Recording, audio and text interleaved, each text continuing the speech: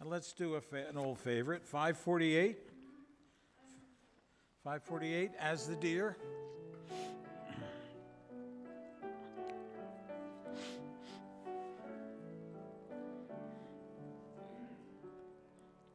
As the deer panteth for the water, so my soul longeth after thee.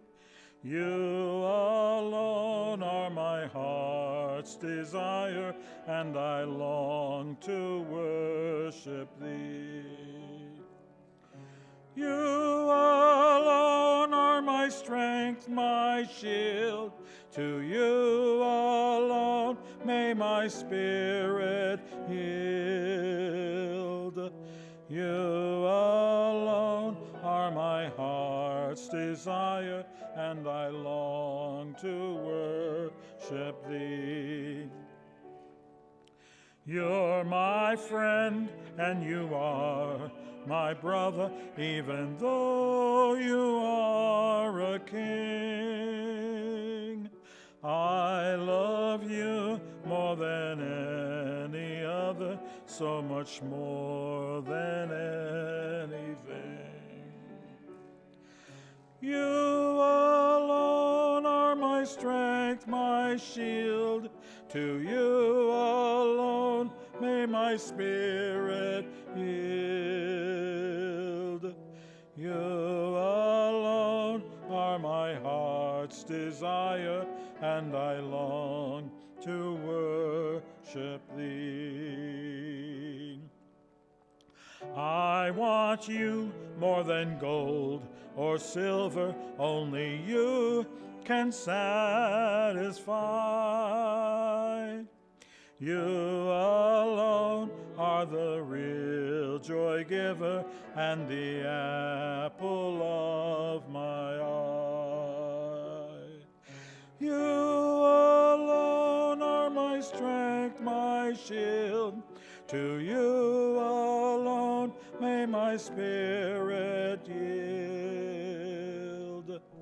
You alone are my heart's desire, and I long to worship thee. And 613. 613. All your anxiety.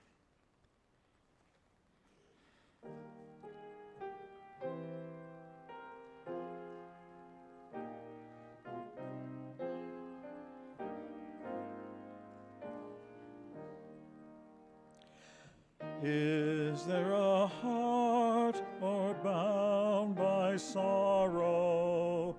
Is there a life weighed down by care? Come to the cross, each burden bearing. All your anxiety, leave it there. All your anxiety, all your care, bring to the mercy seat, leave it there. Never a burden he cannot bear, never a friend like Jesus. No other friend so swift to help you, no other friend so sick to hear, no other place to leave your burden, no other one to leave it there. All your anxiety, all your care, bring to the mercy seat, leave it there. Never a burden he cannot bear, never a friend like Jesus. Come then at once, delay no longer. Heed his entreaty, kind and sweet. You need not fear a disappointment. You shall find peace, the mercy seat. All your anxiety, all your care, bring to the mercy seat, leave it there. Never a burden he cannot bear, never a friend like Jesus.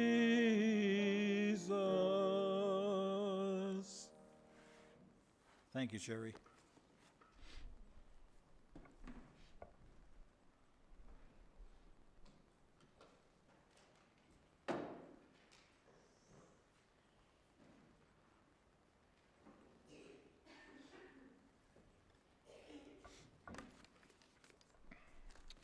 Turn to Daniel with me tonight, if you will, chapter 1 to start with.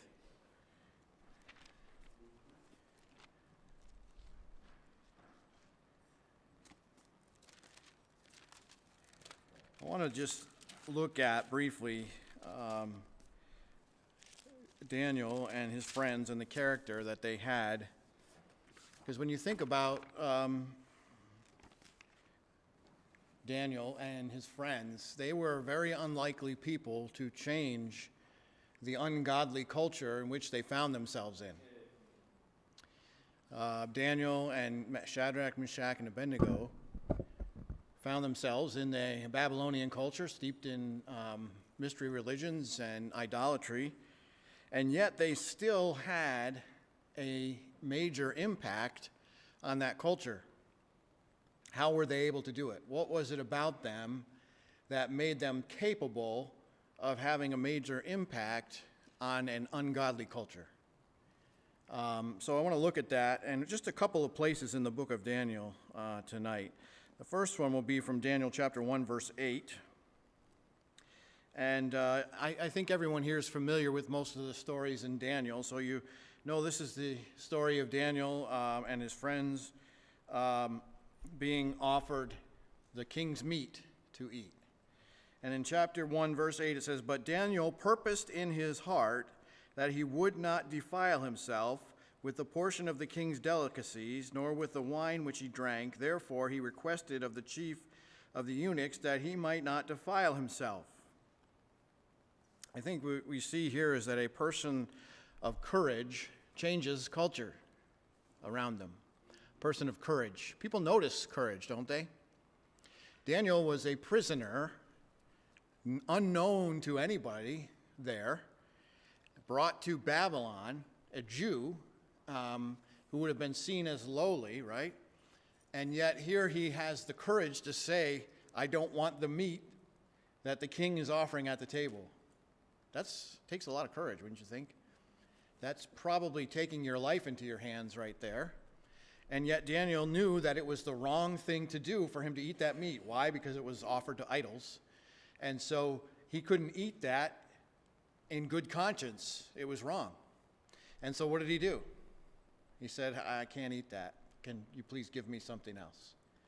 And that takes courage. And people tend to notice courage. Now, at first, the guy's like, "I can't do that because the king's going to see that you're weak and everybody else, and then I'm going to be in trouble, right?" And he said, of course, Daniel in his courage and in his brilliance says, "Well, why don't you test it for 10 days? Give us vegetables and water and then see how we do against everybody else that ate the meat." And of course, God used that to prove that they didn't need to eat that meat. But that took courage, didn't it? It took courage to say something that really I know shouldn't work that way. I'm going to do it because it's the right thing to do. That's really what courage is. Courage is standing up to do the right thing even when that is looked down upon or it's fearful to do that. And Daniel said, "Nope, I am going to do what's right." But then if we go over to Daniel chapter 3, and in Daniel chapter 3, this is where Nebuchadnezzar says, hey, I got a great idea. Everybody's going to bow down to me whenever they play the instruments. And so if you don't, you're going to be killed, right? And so what happens? Well, Daniel's friends are there. We don't know where Daniel is at this time. He's not mentioned in the writing, but he was probably out of the country on a diplomatic mission or something to that effect. And so in Daniel chapter 3, verse 18, the three men are Shadrach, Meshach, and Abednego are brought before the king, and the king says, he was first of all, it says in the narrative he was angry with them, right, because they didn't bow down. But even at that, he said to them, if you will now bow down, right now, I'll let you live. And what do they say? Look at verse 18. But if not, let it be known to you, O king, that if we do not serve your gods, nor will we worship the gold image which you have set up. And notice, actually drop back to verse, we'll go back to 16. Shadrach, Meshach, and Abednego answered and said to the king, O Nebuchadnezzar, we have no need to answer you in this matter. If that is the case, our God whom we serve is able to deliver us from the burning fiery furnace, and he will deliver us from your hand, O king. But if not, let it be known to you, O king, that we do not serve your gods, nor that we will worship the gold image which you have set up. So here, I think people who change the culture are people of faith. They had faith that God would protect them, or even if he didn't protect them, he would send the message that these men are men who don't serve idols, but they serve the true God of the universe. That takes some real faith to believe that your God is going to save you from a fiery furnace.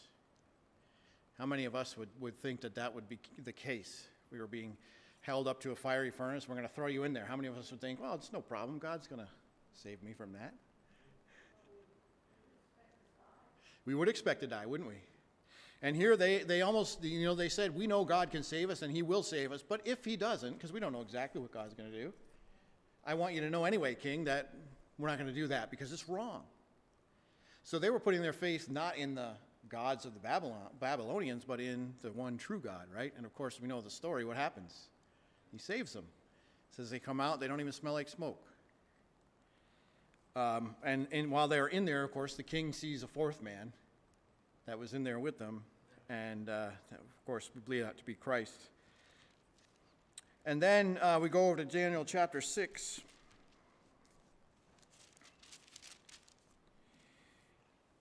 And this is Daniel in the lion's den.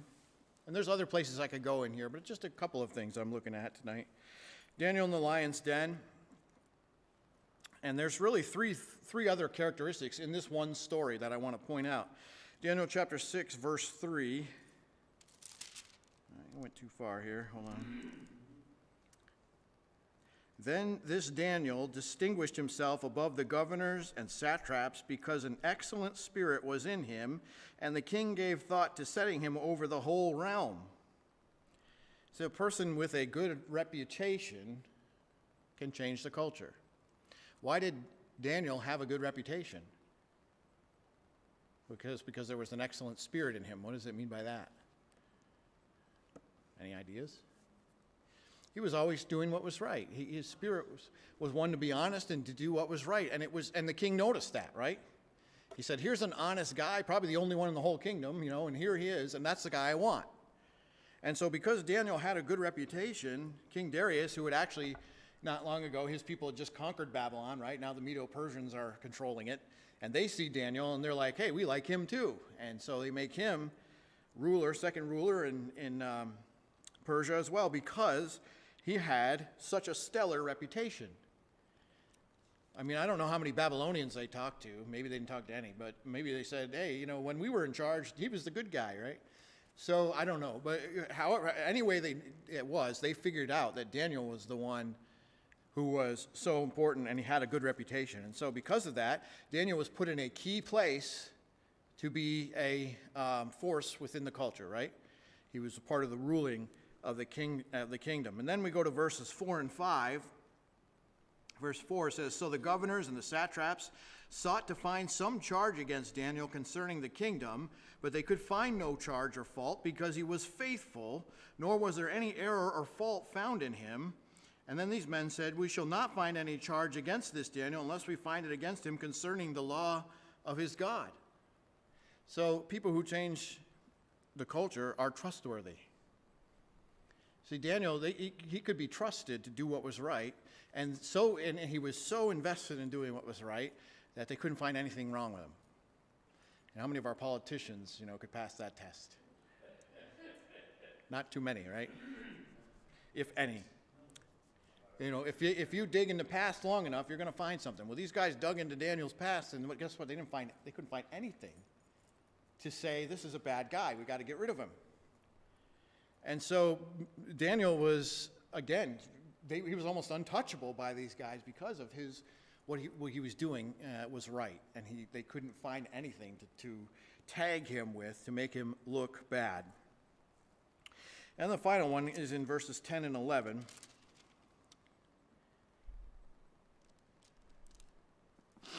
Now, these men, because they want to get Daniel, they go to the king and they get him to sign a law that you can't pray to anybody, and because they knew Daniel prayed, and they knew if there was one way they were going to get Daniel, they had to get him for being faithful to his God, right?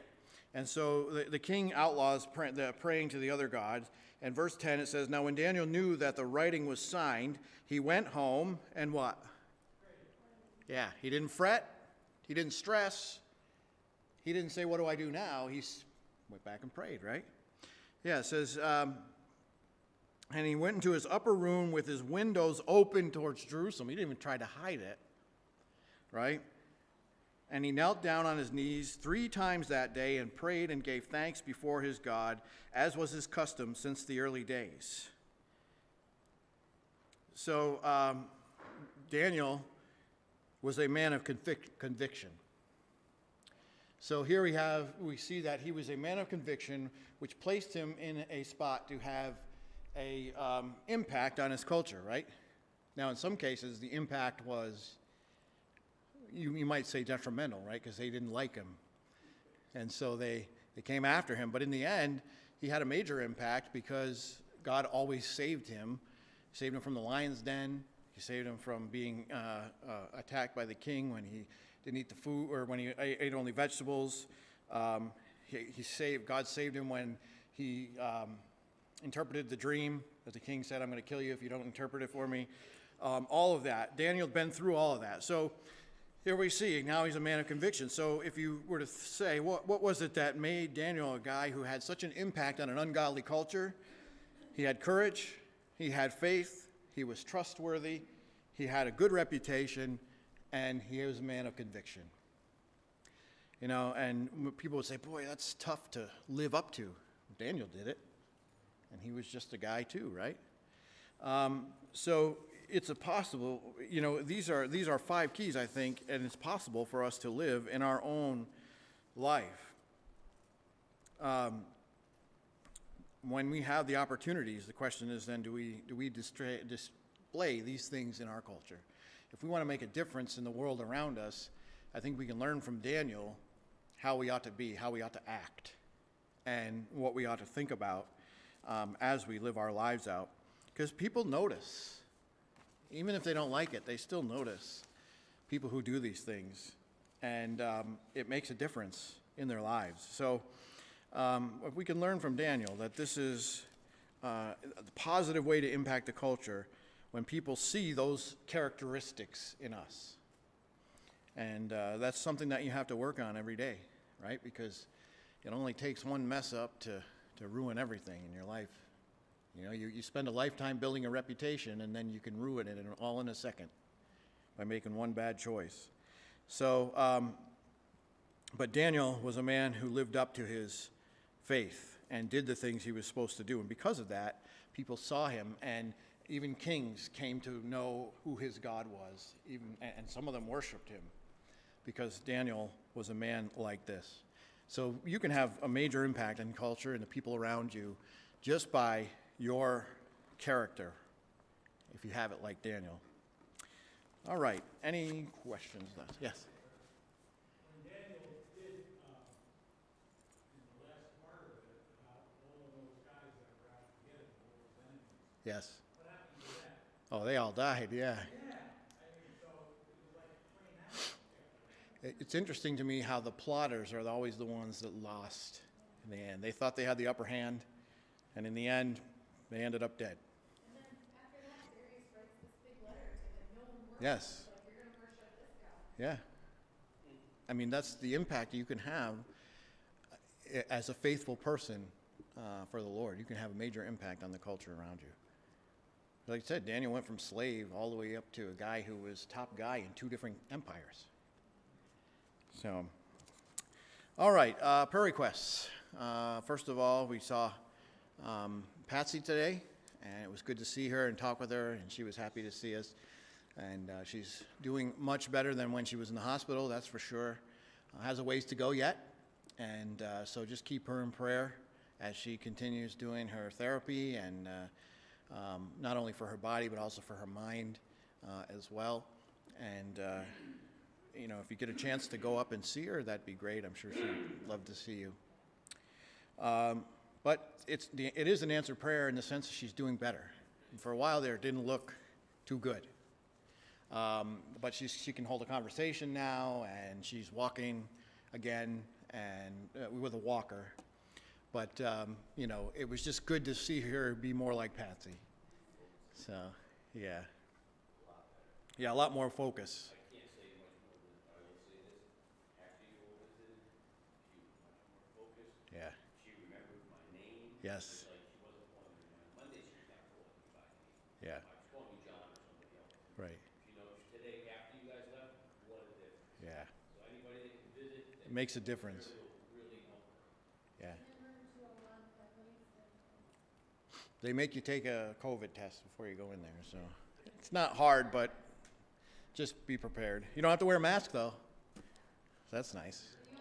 Only the employees. Yeah, that's right. So crazy. All right. Other prayer requests? Let's see. Yes, Julie. Yeah, I know. We want to pray for Robin, and nice to have them here with us tonight. And just be in prayer. They have to make some choices for medical treatment, and so just help pray for wisdom and how to to make the right choice and to get the treatment that's going to be most helpful. So it's you know, some of you got to make some tough decisions sometimes, and so you want to make the right one. So keep Robin in prayer. Other prayer requests? Yeah.